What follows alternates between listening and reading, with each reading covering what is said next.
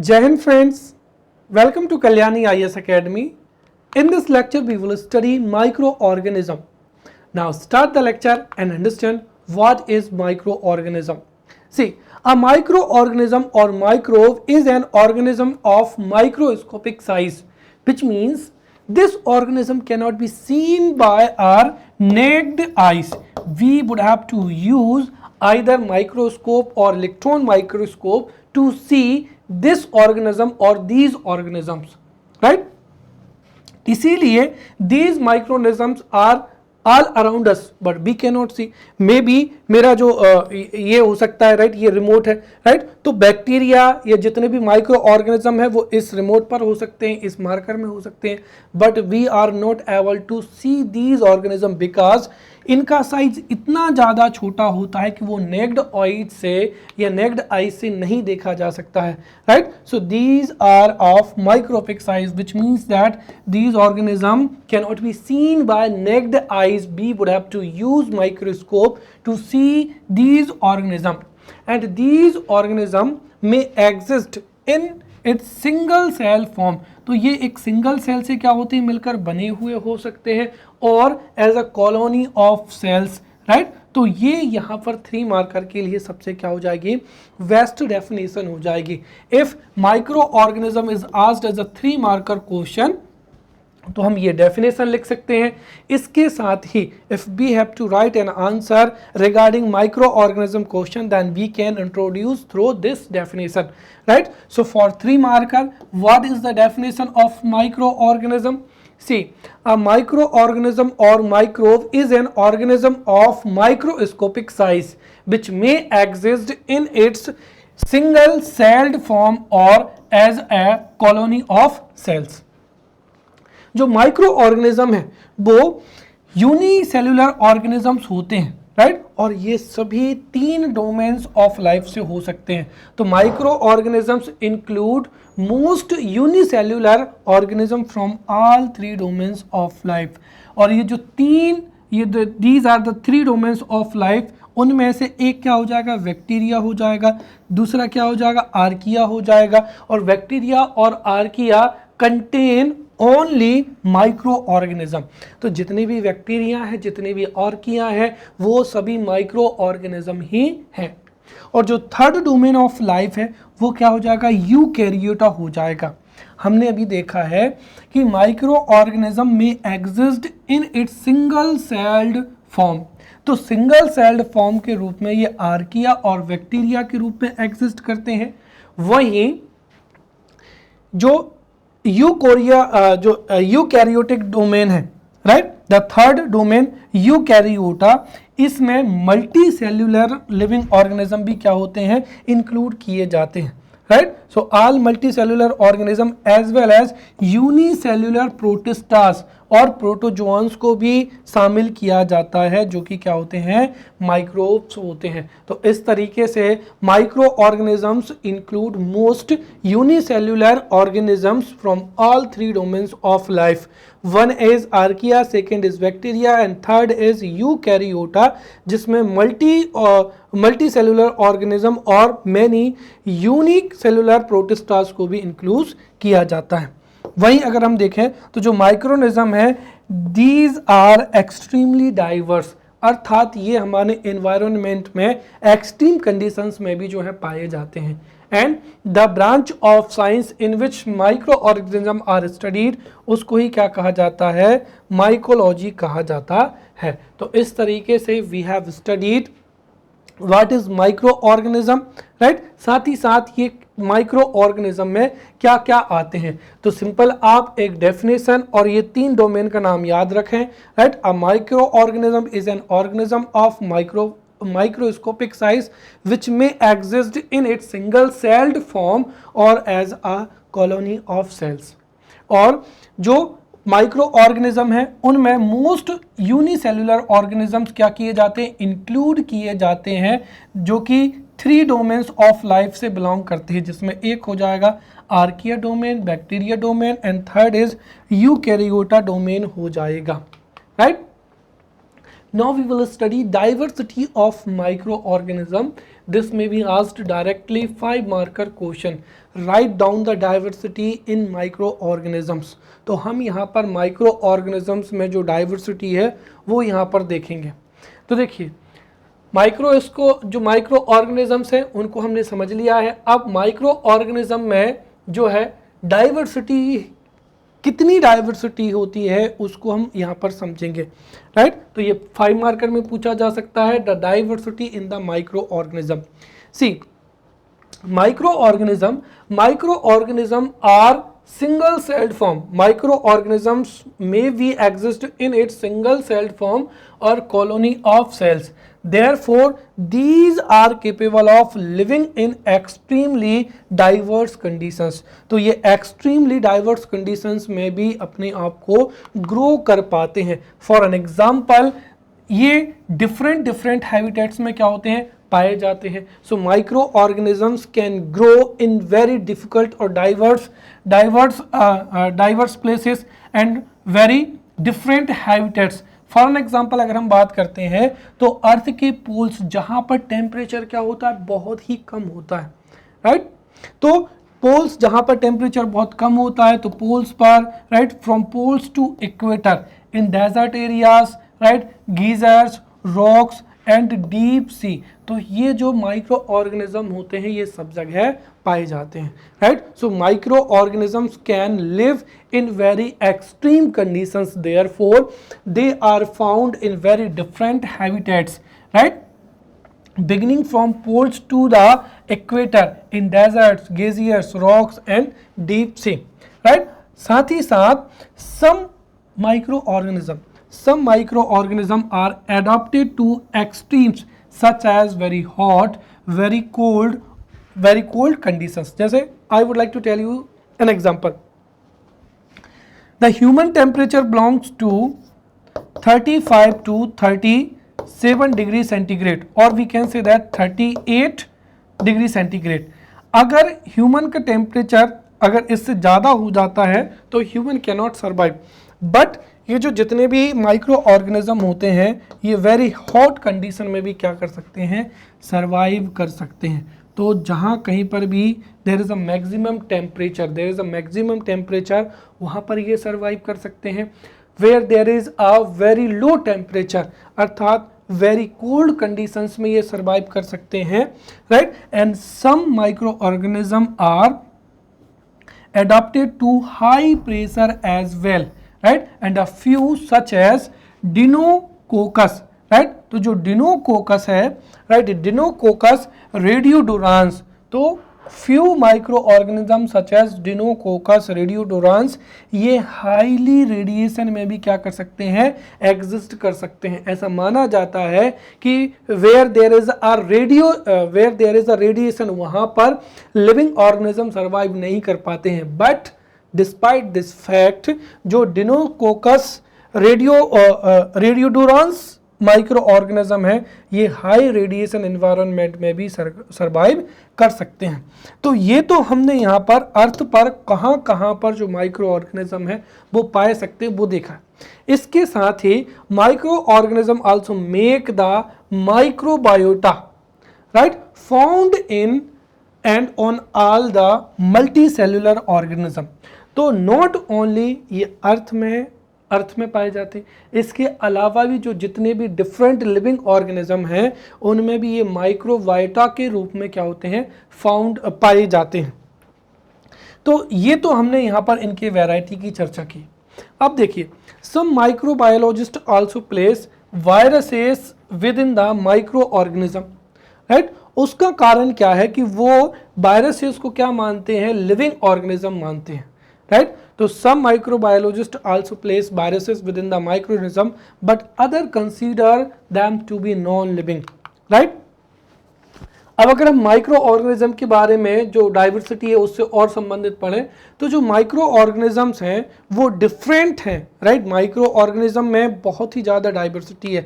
Some microorganism are beneficial to us and some microorganism are harmful to as well. Right, जैसे अगर हम देखें तो जो माइक्रो ऑर्गेनिज्म है, right. Some microorganism cause many types of diseases, right, in humans, plants and other living organisms. तो कुछ जो लिविंग ऑर्गेनिज्म है उनका इकोनॉमिक क्या होता है, इंपॉर्टेंस भी होता है. तो इसमें तो आप सीधी सी याद रखना है, right. So micro organism, right, microorganism can have very different habitats from pole to the equator, deserts, geysers, rocks and deep sea, and some microorganisms are adapted to extremes, right. So some microorganisms are adapted to extremes such as very hot, very cold conditions, others to high pressures, and a few such as Deinococcus, Rhodionorans to high radiation environment as well. इसके साथ ही ये living जो multi cellular हैं उनमें microbiota के रूप में भी पाए जाते हैं. जो कुछ माइक्रो ऑर्गेनिज्म होते हैं वो हमारे लिए हार्मफुल होते हैं, तो some microorganism are beneficial to us as well, right. तो कुछ जो माइक्रो ऑर्गेनिज्म है वो ह्यूमंस में और प्लांट्स में कई प्रकार की डिसीजेस के लिए, तो कुछ जो माइक्रो ऑर्गेनिज्म है उनका इकोनॉमिक इंपॉर्टेंस भी होता है, right. Now we will see major economic organisms, right. This may be asked as a 3 marker question. What, right, write down the microorganisms या name the micro organisms. So there are different microorganisms, right, जिनमें सबसे पहले क्या आ जाएंगे, micro organism में bacteria आते हैं, fungi आते हैं, एल्गी आते हैं, right, then protozoa and then क्या हो जाएगा, वायरस आ जाएगा, राइट. अब यहाँ पर एक चीज और समझिए, जैसे आप सोच रहे होंगे कि सर इसमें एल्गी भी आया है, राइट, जो कि प्लांट किंगडम में आता है, फंजई एक अलग किंगडम हो जाएगा, राइट. वायरस तो ना नॉन लिविंग है ना लिविंग है. देखिए हम यहाँ पर ये नहीं समझ रहे हैं कि कौन सा लिविंग है, कौन सा नॉन लिविंग है, कौन सा एनिमल में आता है, कौन सा प्लांट में आता है, कौन सा प्रोटिस्टा किंगडम में आता है. This is not question. The question is that microorganism मतलब क्या है कि those organism which can not be seen by naked eyes, we have to use microscope to see these organism. उनको ही क्या कहा जाता है, माइक्रो ऑर्गेनिज्म कहा जाता है. और माइक्रो ऑर्गेनिज्म प्लांट किंगडम से भी हो सकता है, प्रोटिस्टा किंगडम से भी हो सकता है, मोनेरा किंगडम से भी हो सकता है. तो जो मेजर माइक्रो ऑर्गेनिज्म है उनमें पहला हो जाएगा बैक्टीरिया, सेकेंड क्या हो जाएगा यहाँ पर फंजाई, एंड थर्ड क्या हो जाएगा, एल्गी हो जाएगा. And in the previous lecture we have studied these are Thallophyta, right. These living organism belongs to Thallophyta plant kingdom, right. Sorry. So these bacteria, fungi, algae belong to Thallophyta. और Thallophyta में भी क्या हो जाएगा, Cryptogama, right. Cryptogames. तो जो cryptogams plants हैं उनमें ही जो क्रिप्टोगेम्स प्लांट्स हैं उनके 3 भाग होते हैं, थैलोफाइटा, ब्रायोफाइटा और टेरिडोफाइटा, राइट. तो जो प्लांट्स हैं, तो प्लांट्स में अगर हम देखें तो प्लांट्स में क्रिप्टोगैमस प्लांट्स होते हैं, और क्रिप्टोगैमस प्लांट्स फिर 3 प्रकार के होते हैं, थैलोफाइटा, ब्रायोटोफाइटा और टेरिडोफाइटा. तो थैलोडोफाइटा में हमने बैक्टीरिया, फंगई और एल्गी को क्या किया था, समझा था. वहीं अगर हम देखें तो जो प्रोटोजोआ है वो प्रोटिस्टा किंगडम में आता है, राइट. और एक क्या हो जाएगा, वायरस हो जाएगा. तो ये एनिमल है कि राइट, जो माइक्रो ऑर्गेनिज्म है ये एनिमल्स हैं या प्लांट्स हैं या मोनेरा किंगडम में आते हैं, it is not question. Question क्या है यहाँ पर ये है कि those organism which can not be seen by naked eyes, और जो कि माइक्रोस्कोपिक साइज होते हैं उनमें माइक्रो या उन्हें क्या कहा जाता है, माइक्रो ऑर्गेनिज्म कहा जाता है. माइक्रो ऑर्गेनिज्म में बेसिकली अगर हम एनसीईआरटी की बात करें तो एनसीईआरटी में बैक्टीरिया, फंगई, एल्गी, प्रोटोजोआ और वायरस का जो है डिस्कस किया गया है. Therefore according to NCERT we will discuss this subject. अब यहाँ से क्वेश्चन कैसे बन सकते हैं, देखिए यहाँ से क्वेश्चन बन सकते हैं जैसे बैक्टीरिया से बन सकता है, right. What is bacteria and what are the characteristics of bacteria as well as types of bacteria. फिर क्वेश्चन पूछा जा सकता है इंपॉर्टेंस ऑफ बैक्टीरिया. वहीं पूछा जा सकता है कि how bacteria is harmful to living organism. तो इनसे कौन कौन सी डिसीजेज होती हैं वो भी हमको समझना है, राइट. तो इस तरीके से पूरे के पूरे टॉपिक को हम यहाँ पर स्टडी करेंगे. अब देखिए जो माइक्रो ऑर्गेनिज्म होते हैं, राइट। माइक्रो ऑर्गेनिज्म जो है कई प्रकार की कम्युनिकेबल जो डिसीजेज है, राइट, कई प्रकार की कम्युनिकेबल डिसीजेज को स्प्रेड करते हैं। तो हम वहाँ पर केवल और केवल उन डिसीजेज का नाम लिखेंगे, जैसे कोलेरा हो जाएगा, टाइफाइड हो जाएगा, निमोनिया हो जाएगा, ट्यूबरक्लोसिस हो जाएगा, क्योंकि इन the upcoming unit 6 of paper 3, right, तो पेपर 3 की यूनिट 6 में हमको डिसीजेस को बहुत ही अच्छे से पढ़ना है। So we will study communicable diseases, non communicable diseases, and what are the vectors of these diseases etcetera we will study in that unit.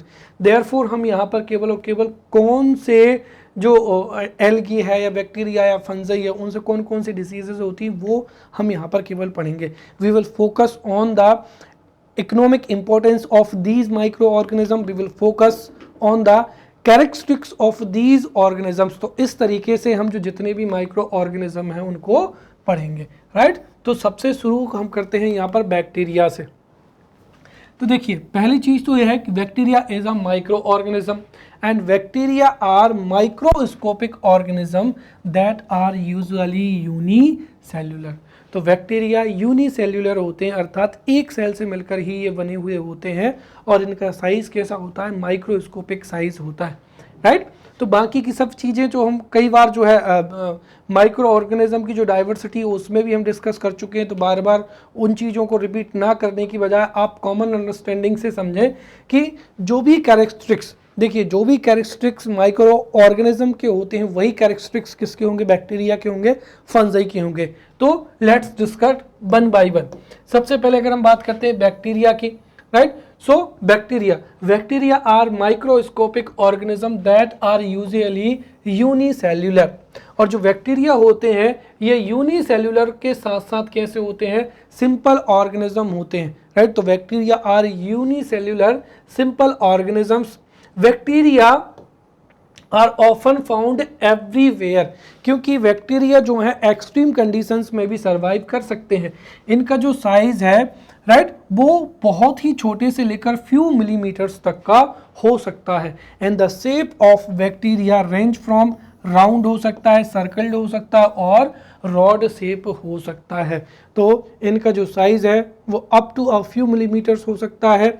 The shape can range from round circle to rod shape हो जाएगा, right. Bacteria are adapted to extreme conditions, therefore bacteria are found on earth, in soil, in acidic region, in hot water currents, in earth's crust, right, in organic matter, right, and in the bodies of plants as well as animals, right। जो bacteria है उसको discuss किसके द्वारा किया गया था, Antony von ल्यूमेनहॉक के द्वारा किया गया था, राइट। साथ ही साथ Louis Pasteur also suggested that bacteria participate in the fermentation process. तो फर्मेंटेशन प्रोसेस में बैक्टीरिया का इंपॉर्टेंट रोल होता है।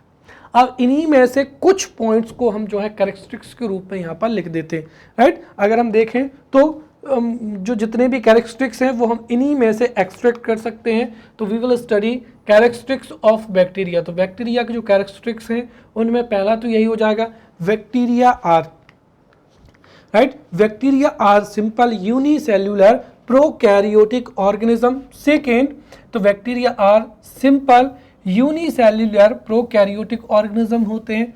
इनकी जो सेल वॉल होती है, the cell wall of their cell is made up of mucopeptides, right. कई जो माइक्रो ऑर्गेनिज्म है उनकी सेल वॉल काइटिन की बनी होती है, बट ध्यान रखें जो बैक्टीरिया है, बैक्टीरिया की जो सेल वॉल है वो म्यूकोपेप्टाइड्स प्रोटीन की बनी हुई होती है।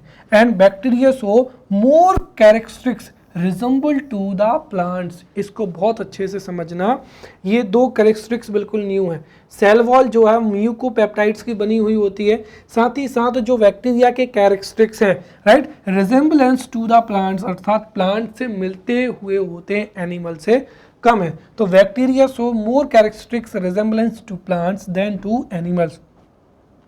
Also, bacteria are both autotrophic and heterotrophic, मतलब कुछ बैक्टीरिया अपना फूड स्वयं बनाते हैं तो कुछ अपने फूड के लिए दूसरों पर डिपेंड होते हैं। Some autotrophic bacteria have the ability to form carbohydrates from carbon carbon dioxide, तो ये कार्बन डाइऑक्साइड से कार्बोहाइड्रेट बना लेते हैं and they have ability to synthesise vitamin, right. जैसे प्लांट्स विटामिन को सिंथेसाइज करते हैं वैसे ये भी विटामिन को सिंथेसाइज कर सकते हैं, राइट। नेक्स्ट हो जाएगा types of bacteria, right. So on the basis of shape, ये जो है शेप और साइज के आधार पर स्पेशली क्या हो जाएगा, शेप हो जाएगा। सो ऑन द बेसिस, ये जो है 3 मार्कर में पूछा जा सकता है टाइप्स ऑफ बैक्टीरिया। तो on the basis of shape and size the bacteria are of 4 type. First is bacillus, right. तो ये फर्स्ट टाइप क्या हो जाएगा, बेसिलियस हो जाएगा। देन सेकेंड क्या हो जाएगा, विब्रियो हो जाएगा। थर्ड कोमा के समान कोकी हो जाएगा एंड फोर्थ क्या हो जाएगा, स्पिरुलिना हो जाएगा। So the 4 type of bacteria are bacillus, vibrio, then cocci, then क्या हो जाएगा, स्पिरुलिना हो जाएगा। Next we will study importance of bacteria. This question may be asked in the examination and I would like to tell you that कि अगर exam में पूछा जा सकता है कि what are the importance of microorganism, तो उसके लिए अलग से तैयार करने की ज़रूरत नहीं है। If you know what are the economic importance of fungi, bacteria, algae, right, then you can write the answer on the basis of your previous knowledge.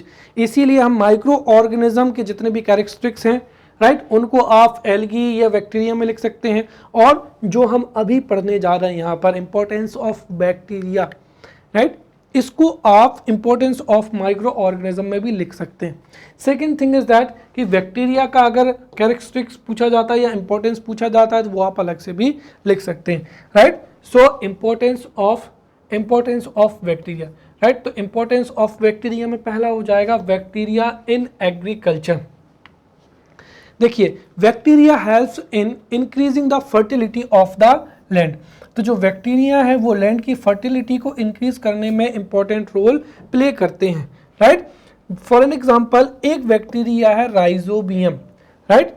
तो bacteria helps in increasing the fertility of land as a bacteria, जिसका नाम क्या हो जाएगा, rhizobium हो जाएगा, जो कि लेग्यूमिनस प्लांट्स में क्या होता है, लेग्यूमिनस प्लांट्स की रूट्स में पाया जाता है, which fix nitrogen from the atmosphere. तो ये नाइट्रोजन की एटमॉस्फेयर को क्या करता है, फिक्स करता है, राइट। उसी तरीके से अगर हम देखें तो अजेटोबैक्टर हो जाएगा, एजोस्पिरिलियम हो जाएगा, राइट। तो azotobacter, azospirillum and some species of clostridium, right. तो clostridium bacteria live in the freely soil, और ये क्या करते हैं, ये एटमॉस्फेयर की नाइट्रोजन को क्या करते हैं, फिक्स करते हैं। अंतर क्या है वो समझना।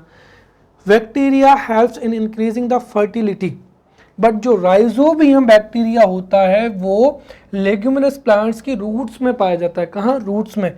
तो rhizobium is present in the roots of leguminous plants, जो कि एटमॉस्फेयर की नाइट्रोजन को फिक्स करता है।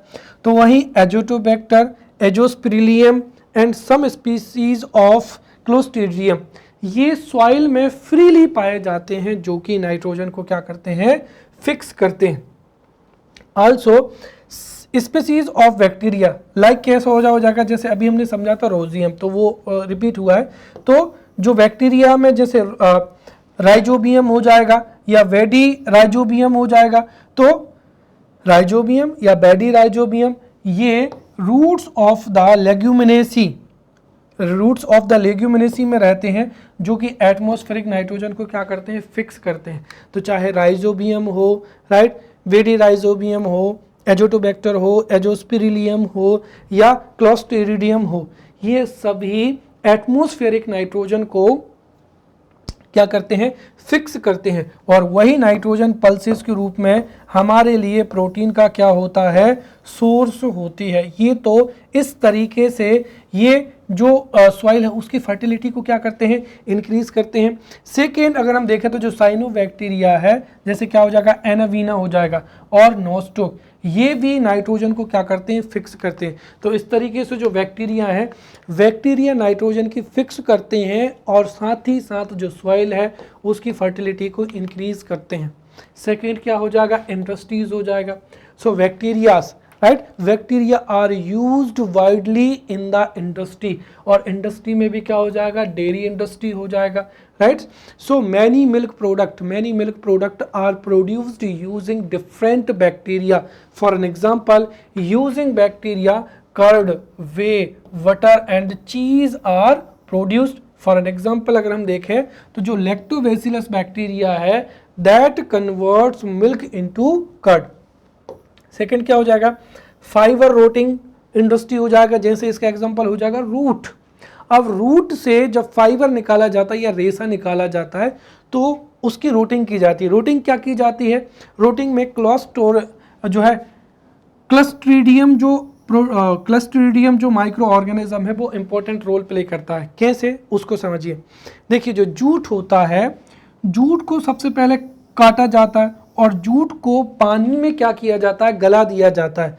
तो जो क्लस्ट्रीडियम होता है वो क्या करता है कि जो रूटिंग इन वाटर, और रूटिंग होता है तो उससे जो भी फाइबर्स होते हैं वो अलग हो जाते हैं, राइट। तो इस तरीके से with the help of clostridium butyricum the fibers of stems of various plants like jute are separated by rotting in water।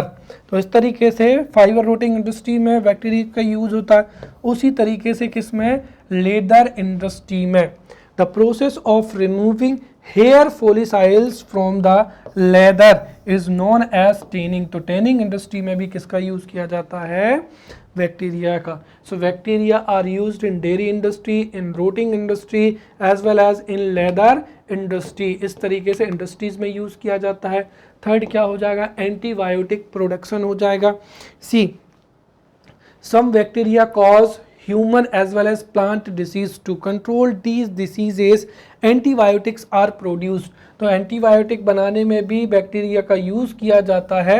जैसे क्या हो जाएगा, स्ट्रेप्टोमाइसिन ग्रेसियस, जो स्ट्रेप्टोमाइसिस ग्रेसियस है इसका यूज करके ही स्ट्रेप्टोमाइसिन एंटीबायोटिक जो है प्रोड्यूस की जाती है। नेक्स्ट क्या हो जाएगा कि हार्मफुल बैक्टीरिया। अब हार्मफुल बैक्टीरिया कौन कौन से हैं, देखिए, there are lot of bacteria which are harmful, right? Why? Because these bacteria cause many diseases in animals, humans as well as in plants। For an example, cholera, typhoid, pneumonia, tuberculosis and plague। In diseases के बारे में हम upcoming जो unit है, unit 6, उसमें बहुत ही detail से समझेंगे। नेक्स्ट क्या हो जाएगा, फंजाई हो जाएगा। तो देखिए, fungi are organism that obtain their food from decaying dead organic matter, right. तो फंजाई भी किस में आते हैं, माइक्रो ऑर्गेनिज्म में आते हैं, right. Fungi are micro organism, right, जिनमें क्या होता है, क्लोरोफॉल नहीं पाया जाता है। अभी से मैं बता दूं, एक होता है एल्गी, राइट। एल्गी ऐसा माइक्रोनिज्म है जिसमें क्लोरोफिल पाया जाता है जो कि ऑटोट्रोपिक होता है, राइट। बट फंजाई क्या है, इनमें क्लोरोफिल नहीं पाया जाता। तो fungi are those micro organism which do not have chlorophyll, therefore they have heterotrophic nature of mode of nutrition. तो जो फंजाई है इनमें क्लोरोफिल नहीं पाया जाता है, therefore they do not obtain their food, right. They do not make their own food, therefore they are depend on other for their food। तो fungi ऐसे ऑर्गेनिज्म है that obtain their food from decaying dead organic matter। तो ये जो fungi हैं ये parasitic होते हैं और जो डेड डिकेइंग मैटर है उससे अपना न्यूट्रिशन क्या करते हैं, प्राप्त करते हैं। साथ ही साथ they are present, fungi are present in the world since the beginning of the world। और उनको नेचुरल क्या माना जाता है, स्कैवेंजर माना जाता है। क्यों माना जाता है, because there are lot of dead bodies in the world, right. और ये क्या करते हैं, fungi obtain their food from decaying dead, right. तो जो डेड ऑर्गेनिक मैटर होता है उसको वो सॉइल में या ऑर्गेनिक मैटर में क्या कर देते हैं, कन्वर्ट कर देते हैं। इसलिए इनको नेचुरल स्कैवेंजर माना जाता है। और ये हमारे इन्वायरमेंट से जो जितने भी डेड ऑर्गेनिजम्स हैं उनको जो है कन्वर्ट कर देते हैं। The study of fungi is known as mycology. right? Or P.A. Michael is known as father of mycology. Now we will study the characteristics of fungi, right? सबसे पहला क्या हो जाएगा, fungi can be unicellular as well as multicellular with the cell wall made of chitin. This is the importance, right? तो जो fungi है, fungi can be unicellular as well as multi cellular, और इनकी जो सेल वॉल है वो chitin की बनी होती है. Fungi are heterotrophic, right? ये क्या होते हैं, हेट्रोट्रॉफिक होते हैं, which means they depend on others to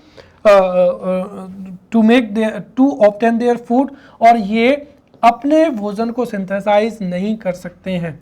they comprise membrane bound organelles, जैसे क्या हो जाएगा, माइटोकॉन्ड्रिया हो जाएगा, लाइसोसोम हो जाएगा. साथ ही साथ इनमें एग्जांपल्स की अगर हम देखें तो क्या आ जाती है, ईस्ट आ जाता है, राइट? माउल्ट्स आ जाता है, मशरूम्स आ जाते हैं, right? So mushrooms, moulds and yeast are the important examples of fungi. जो फंजाई है वो डेड प्लांट्स को और एनिमल्स को क्या करते हैं, डिकम्पोज करते हैं, right? So fungi obtain food from dead decaying matter, या एक तरीके से हम कहें कि fungi decompose dead plants as well as animals, right? और उनसे न्यूट्रिएंट्स को एक्सट्रैक्ट करते हैं. कुछ जो फंजाई हैं वो हार्मफुल भी होते हैं, राइट? जो कि फंगल इन्फेक्शन के लिए रिस्पॉन्सिबल होते हैं, जैसे रिंग वॉर्म हो जाएगा. कुछ जो फंजाई होते हैं उनसे एंटीबायोटिक्स और पेनिसिलियम भी बनाई जाती है, और कुछ एंटीबायोटिक ऐसे होते हैं जिनका इकोनॉमिकल इंपॉर्टेंस भी होता है, right? Some fungi such as yeast are used in baking industry, और इसी बेकिंग इंडस्ट्री का यूज करके ही बियर और क्या बनाई जाती है, वाइन बनाई जाती है. तो some fungi are harmful, therefore they spread fungal diseases, right? जैसे रिंग बॉम हो जाएगा. But some fungi are used to make antibiotics, for an example penicillin. साथ ही साथ कुछ फंगाई जैसे क्या हो जाएगा, ईस्ट, इनका यूज किया जाता है किसमें, इंडस्ट्री में किया जाता है बियर और वाइन बनाने के लिए, right? Next we will study importance of fungi, right, which may be asked as a 5 marker question. So we will see what are the importance of fungi. See, the importance of fungi first is in food stuffs. तो देखिए fungi का जो use है वो food stuffs में किया जाता है, और जैसे क्या हो जाएगा, प्रोटीन एंड विटामिन. तो देखिए proteins and vitamin are found in many fungi, therefore different types of fungi are eaten as food. For an example, mushroom, और mushroom is considered a good source of protein. तो protein consumption के लिए mushrooms को खाया जाता है, अर्थात इनका यूज फूड स्टफ्स में किया जाता है. सेकेंड क्या हो जाएगा, making antibiotics, right? Some fungi are responsible, some fungi causes many diseases. तो उन्हीं डिसीजेस को कंट्रोल करने के लिए जो है एंटीबायोटिक भी बनाई जाती हैं. जैसे क्या हो जाएगा, पेनिसिलिन जो एंटीबायोटिक हो जाएगी, जिसको अलेक्जेंडर फ्लेमिंग ने पेनिसिलिन जो एंटीबायोटिक थी वो पहली बार फंगस से ही बनाई थी. थर्ड क्या हो जाएगा, सॉइल क्या हो जाएगा, फर्टिलिटी हो जाएगा. देखिए जो मैनी टाइप्स ऑफ फंजाई हैं उनमें वाटर को होल्ड करने की कैपेसिटी या एबिलिटी बहुत ज़्यादा होती है. Therefore fungi increases the fertility of the soil. Second जो है वो ह्यूमस को इंक्रीज करने भी क्या करते हैं, इंपॉर्टेंट रोल प्ले करते हैं. कैसे, जैसे देखिए, जैसे मैंने कहा कि ये क्या हो जाएगा, सॉइल हो जाएगा. सॉइल में इसमें क्या है, जैसे क्रॉप्स हो जाएंगी, तो क्रॉप्स की जो लीव्स हैं वो टूट कर कहाँ गिरेंगी, जो लैंड है उस पर. फंगाई जो है वो डेड डिकेइंग ऑर्गेनिक मैटर को क्या करती है, कन्वर्ट करते हैं. तो इसी वजह से जो कुछ भी ऑर्गेनिक मैटर होता है उसको ह्यूमस में कन्वर्ट कर देते हैं. इन this way fungi increases the fertility of soil. Now we will study harmful fungi. देखिए there are many fungi जो कि ह्यूमंस के लिए हार्मफुल होती हैं, वो भी दो प्रकार से. अगर हम देखें तो many types of fungi, right? many types of जो फंगाई है वो पिकल्स को या मार्मेलेड हो जाएगा या रोटी हो जाएगा, राइट, उनको क्या कर देती है, डिस्ट्रॉय कर देती हैं, या एक तरीके से वो खाने योग्य नहीं बचती हैं, राइट। तो कुल मिलाकर ये है कि मैनी टाइप ऑफ जो फंगई है वो पिकल्स को, मार्मेलेड को या रोटी को क्या कर देते हैं, डिस्ट्रॉय कर देते हैं, खराब कर देते हैं।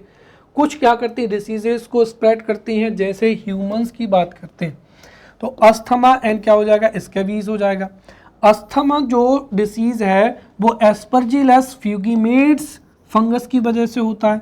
वहीं जो स्कैबीज डिसीज है वो एकारस एस्कैबीज के माध्यम से ही होता है। थर्ड क्या हो जाएगा, डिसीज इन प्लांट्स। तो जो ग्राउंडनट टिक डिसीज है वो सेरसोस्पोरा, राइट, सेरसोस्पोरा पर्सोनाटा जो है फंगस उसकी वजह से होता है। तो जो red rot disease of sugarcane, sugarcane में जो लाल धब्बे पड़ जाते हैं, तो red rot disease of sugarcane is because of colletotrichum क्या हो जाएगा, फाल्केटम जो है फंगस उसकी वजह से होता है। नेक्स्ट क्या हो जाएगा, एल्गी हो जाएगा, right. So algae are those micro organism, right, algae are those micro organism which are chlorophyll bearing, right, जो कि कैसे होते हैं, क्लोरोफिल बियरिंग होते हैं। तो algae are those micro organism which are chlorophyll bearing, और चूंकि इनमें क्लोरोफिल पाया जाता है इसलिए फोटोसिंथेसिस से अपना भोजन स्वयं बनाते हैं। Therefore algae are autotrophic and largely कैसे होते हैं, एक्वाटिक होते हैं। जो कुछ एल्गी है, some algae are free living, वहीं कुछ algae but some algae can form symbiotic relationship with other organism, right. इनके एग्जांपल क्या हो जाएंगे, स्पाइरोगोरा हो जाएगा, और कुछ बेनिफिशियल जो एल्गी हैं उनमें क्या हो जाएगा, फूड। तो कुछ एल्गी जिसका फूड के रूप में कंज्यूम किया जाता है, राइट, तो फूड के रूप में कंज्यूम किसको किया जाता है, फोरफायरा को, अल्वा को, सारगेसिम को, और किसको, लेमनेरिया को। तो फोरफायरा, अल्वा, सारगेसिम, लेमनेरिया, ये जो एल्गी है इसका यूज किस में किया जाता है, फूड के रूप में। वहीं जो लेमनेरिया है, laminaria algae is use to extract iodine, तो आयोडीन में लेमनेरिया का यूज किया जाता है। वहीं जो एनोवेना और नॉस्टॉक है इनका यूज जो है मैन्यूर के रूप में किया जाता है। एंड जो क्लोरेला है उसका यूज किस में किया जाता है, मेडिसिन में किया जाता है, राइट। अब हम यहाँ पर जो है एल्गी के जो है कैरेक्टरिस्टिक्स को हम यहाँ पर समझेंगे। चलिए, तो एल्गी के जो कैरेक्टरिस्टिक्स हैं वो कौन कौन से हैं। देखिए, सबसे पहली चीज़ तो ये है कि जो एल्गी हैं वो कैसे होते हैं, थैलस होते हैं या थैलोफाइट्स होते हैं, राइट। तो algae are thallophytes which means that जो एल्गी की बॉडी स्ट्रक्चर होती है, the body structure of algae is thallus, which means इनकी बॉडी रूट में, स्टेम में और लीव्स में जो है डिफ्रेंशिएट नहीं होती है। साथ ही साथ ये नॉन वैस्कुलर होते हैं, इनमें जाइलम और फ्लोएम नहीं पाए जाते हैं। दीज कंटेन क्लोरोफिल, देयरफॉर ये अपना भोजन स्वयं बनाते हैं, ऑटोट्रोपिक होते हैं। और इम्पॉर्टेंट थिंग यहाँ पर ये है कि the cell wall of fungi is made up of chitin. तो जो फंगई की, ये 3 मार्कर के लिए आप याद रखें, जो फंगई है, क्लियर, फंगई की जो सेल वॉल है वो काइटिन की बनी होती है, राइट। और वहीं जो एल्गी की सेल वॉल है वो किससे मिलकर बनी हुई होती है, सेल्यूलोज से मिलकर बनी हुई होती है। जो मोस्ट ऑफ द एल्गी है वो एक्वाटिक होती है बट कुछ सॉइल में भी पाए जाते हैं।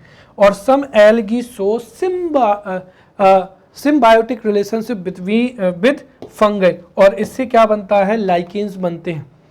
There are 3 types of pigments, जो फंगई है, there are 3 types of pigments found in algae. और ध्यान रखना ये एग्जाम्स में पूछा जाता है। And on the basis of presence of these pigments fungi is of 3 type mainly, right. तो जो 3 टाइप्स ऑफ पिगमेंट्स है जो कि फंगई में पाए जाते हैं, उनके आधार पर जो है फंगई 3 प्रकार के होते हैं, जैसे रेड एल्गी, ब्राउन एल्गी और क्या हो जाएगा, green algae. So there are 3 types of pigments. First क्या हो जाएगा, क्लोरोफिल ABCDE, और जिनमें क्लोरोफिल पाया जाता है वो कैसी होगी, ग्रीन एल्गी होगी। देन सेकेंड क्या हो जाएगा, कैरोटीनॉइड्स, राइट। तो कैरोटीनॉइड्स पाए जाता है पिगमेंट, एंड फिकोविलिन हो जाएगा, राइट। और इस तरीके से जो बेस्ड ऑन दीज पिगमेंट्स, जो एल्गी है उसको 3 ग्रुप्स में डिवाइड किया जाता है, राइट। रोडोफाइटा, रोडोफाइटा ध्यान रखना ये 3 मार्कर में आ सकते हैं। रोडोफाइटा क्या है? रोडोफाइटा रेड एल्गी को कहा जाता है। किसको? रेड एल्गी को। तो red algae Rhodophyta, brown algae को फियोफाइटा कहा जाता है, और ग्रीन एल्गी को क्या कहा जाता है? क्लोरोफाइटा कहा जाता है। चलिए अब हम एल्गी के जो इंपॉर्टेंस है उनको एक एक करके हम यहाँ पर समझेंगे। सबसे पहला क्या हो जाएगा? फूड स्टफ्स में। तो देखिए जो कार्बोहाइड्रेट्स हैं और विटामिन हैं, तो algae is used in foodstuffs. The first is, देखिए carbohydrates and vitamins, carbohydrates and vitamins जैसे A B C D are found in abundance in algae. Therefore जो एल्गी है उसका यूज किस में किया जाता है? फूड में किया जाता है, राइट। जैसे क्या हो जाएगा? अल्वा हो जाएगा, राइट। तो जो अल्वा है, राइट, जो अल्वा एल्गी है, अल्वा एल्गी का यूज सैलेड के रूप में किया जाता है।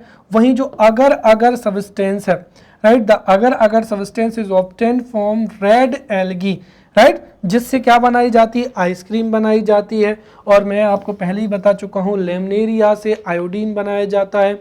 एग्रीकल्चर की बात करते हैं तो नोस्टॉक है या एनावीना है।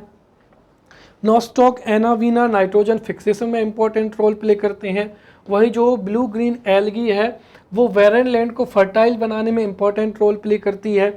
तो अब हम यहाँ पर जो एल्गी है उसके हार्मफुल एल्गी को भी समझते हैं। और यहाँ से जो वाटर ब्लूम है ये इन्वायरमेंट में 5 मार्कर में पूछा जा चुका है, राइट। तो अब हम यहाँ पर जो, या एक तरीके से लिख सकते हैं कि what are the demerits of algae, या how the algae is harmful, right. तो ये क्वेश्चन पूछा जा सकता है, how the algae is harmful.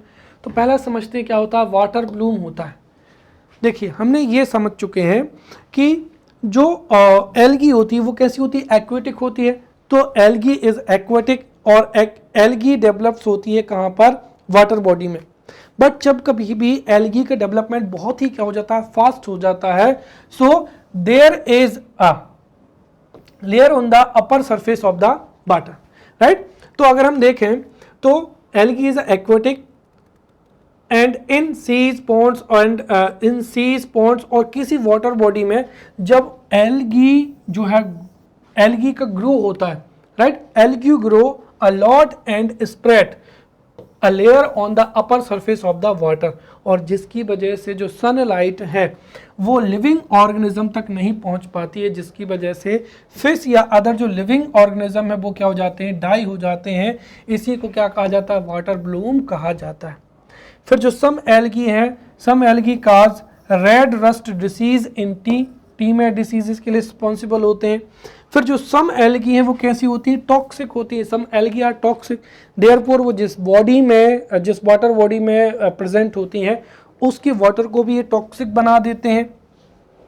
साथ ही साथ कभी कभी ये पाइपलाइन में, राइट, जो वाटर पाइप होता है उसमें ग्रो कर जाती है, जिसकी वजह से वाटर जो पाइपलाइन है वो चोक हो जाती है और उसका कोरोजन हो जाता है। नेक्स्ट क्या हो जाएगा यहाँ पर? प्रोटोजोआ, या जिसको क्या कहा जाता है? फौना भी कहा जाता है। तो देखिए protozoa are unicellular eukaryotic organism हो जाएगा, राइट। और ये किस में आता है? प्रोटिस्टा किंगडम में आता है।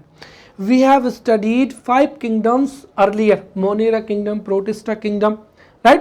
तो यहाँ पर वही प्रोटिस्टा किंगडम को हम यहाँ पर समझ रहे हैं। तो देखिए प्रोटोजोआ, अगर 3 मार्कर में पूछा जाए तो protozoa are those micro organism which are unicellular as well as eukaryotic organism. और विटकर ने इनको प्रोटिस्टा किंगडम में क्या किया था? प्लेस किया था। अब जो प्रोटोजोआ हैं उनके हम कैरेक्टरिस्टिक्स को यहाँ पर समझेंगे। तो देखिए जो कुछ भी characteristics protista organism of protista kingdom के हैं वही इसके होंगे। तो जिनको हम पहले पढ़ चुके हैं, रिवीजन के लिए मैं बता दे रहा हूँ। देखिए जो प्रोटिस्टा किंगडम के ऑर्गेनिज्म है या जो प्रोटोजोआ है, प्रोटोजोआ आर यूनिसेल्युलर बट कैसे होते हैं? यूकैरियोटिक होते हैं। फॉर योर जो अगर आपको मैं और एक्स्ट्रा जानकारी देना चाहूँ तो सबसे पहले हमने पढ़ा था मोनेरा किंगडम। मोनेरा किंगडम में भी यूनिसेल्यूलर ऑर्गेनिज्म को रखा गया था, बट वो कैसे थे? Prokaryotic, right? So in monera kingdom unicellular as well as prokaryotic organisms are classified. वहीं उसके बाद में जो प्रोटिस्टा किंगडम आता है, प्रोटिस्टा किंगडम में जो ऑर्गेनिज्म होते हैं वो होते यूनिसेल्यूलर, होते कैसे हैं? यूनिसेल्यूलर होते हैं, बट उनमें यूकैरियोटिक सेल पाई जाती है, right? Some of them have cilia and flagella for mobility होती है, राइट? और इनमें जो रिप्रोडक्शन होता है वो सेल फ्यूजन के माध्यम से होता है या जाइगेट फॉर्मेशन की वजह से होता है। साथ ही साथ these protista link between plant, animal and fungal या फंगाई किंगडम हो जाएगा, right?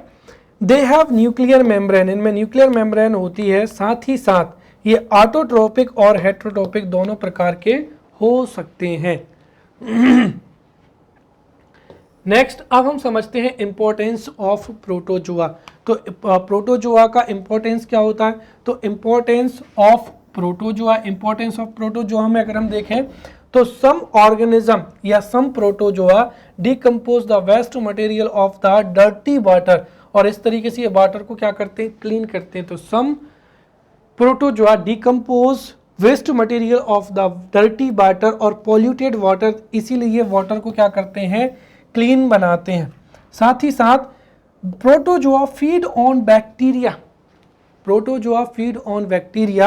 Right, present in the ponds and water bodies, इसीलिए ये बैक्टीरिया फ्री भी वाटर बॉडी को बनाते हैं, राइट?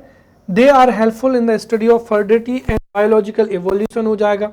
साथ ही साथ जो कुछ जो प्रोटोजोआ हैं, जब प्रोटोजोआ की डेथ हो जाती है तो they settle on the bottom of the ocean, और उनके ऊपर ही जो है सी रीफ्स क्या होती हैं? डेवलप होती हैं। चलिए, हार्मफुल प्रोटोजोआ, तो देखिए protozoa are beneficial as well as harmful, right? Some protozoa causes various type of diseases, right? तो कुछ प्रोटोजोआ हमारे लिए इंपॉर्टेंट होते हैं, तो वहीं कुछ प्रोटोजोआ जो है वो हार्मफुल भी होते हैं। फॉर एन एग्जाम्पल जैसे क्या हो जाएगा? Malaria, right? सो मलेरिया जो है प्लाज्मोडियम प्रोटोजोआ की वजह से होता है, तो मलेरिया प्लाज्मोडियम प्रोटोजोआ की वजह से होता है। जो पायरिया है वो एंटामोविया जिंजीवेलिस नामक प्रोटोजोआ की वजह से होता है।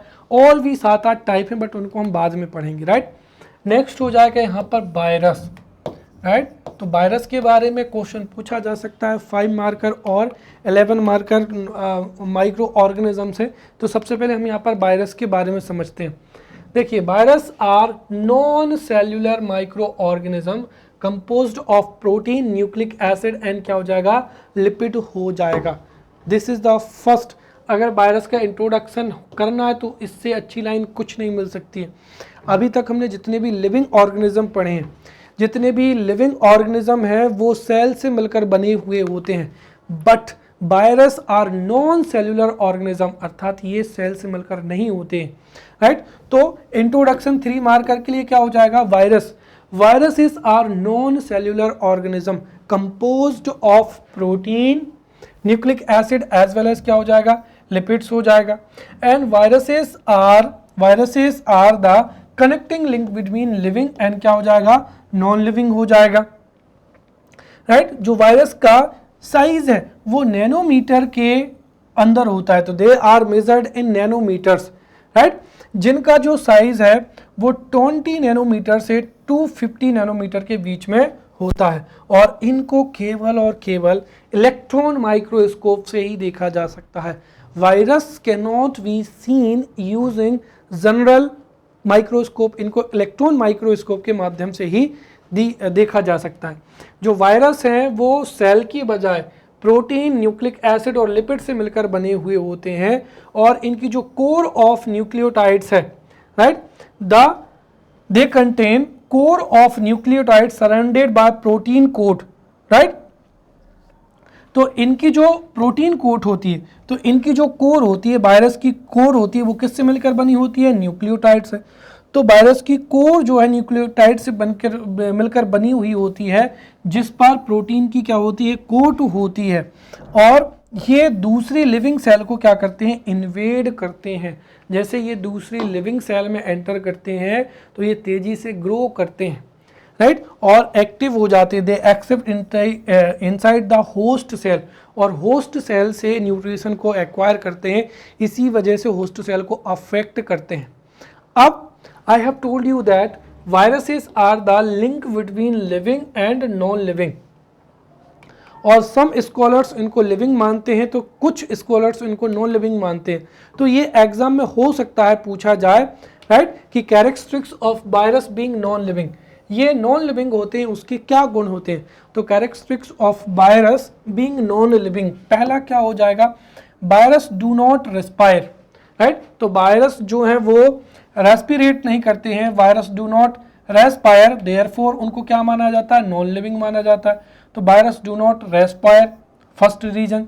सेकंड क्या है कि अगर वो होस्ट सेल के बाहर हों, right, if viruses are out of the host cell, तो उनमें कोई भी ग्रोथ नहीं होती है।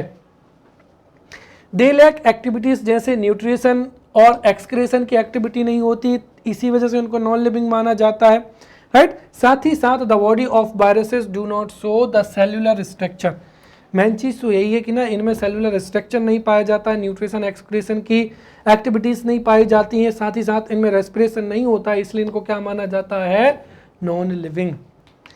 Now characteristics of virus, characteristics of virus being living, इनको लिविंग क्यों माना जाता है, उसके कैरेक्टरिस्टिक्स। तो characteristics of virus being living, उसमें पहला क्या हो जाएगा, viruses are sensitive to heat, viruses are sensitive to heat, जैसे हीट की वजह से ये एक्टिव हो जाते हैं या सेंसिटिव होते हैं, तो हीट की वजह, हीट के लिए सेंसिटिव होते हैं। दूसरा, ये न्यूक्लिक एसिड और प्रोटीन्स की मिलकर क्या होते हैं, बने हुए होते हैं। साथ ही साथ इनका जो न्यूक्लिक एसिड है वो डीएनए और आरएनए का बना हुआ होता है, जो कि जेनेटिक मटेरियल के रूप में कार्य करता है। तो ये न्यूक्लिक एसिड और प्रोटीन से मिलकर बने हुए होते हैं। इनका जो न्यूक्लिक एसिड है वो डीएनए और आरएनए से मिलकर बनता है, राइट, जो कि जेनेटिक मटेरियल होता है। और साथ ही साथ जैसे ये लिविंग सेल में एंटर करते हैं, ये तेजी से ग्रो करते हैं, इसीलिए इनको क्या माना जाता है, लिविंग माना जाता है, राइट। अब अगर हम देखें तो टाइप्स ऑफ वायरस, तो देखिए यहाँ पर जो है वायरस की अगर हम देखें तो और भी कई चीज़ें हैं, लेकिन हम यहाँ पर जो है क्या समझ रहे हैं कि presence on the basis of presence of virus in organism, virus is of 3 type. पहला क्या हो जाएगा, प्लांट वायरस, राइट, ऐसे वायरस जो किसमें पाए जाते हैं, प्लांट में पाए जाते हैं। Those virus which are found in plants, उनको प्लांट वायरस कहा जाता है।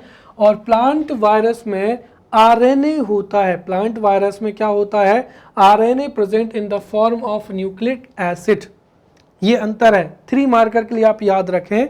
The virus which are found in plants are known as plant virus and RNA is present in the form of nucleic acid, जैसे TMB virus.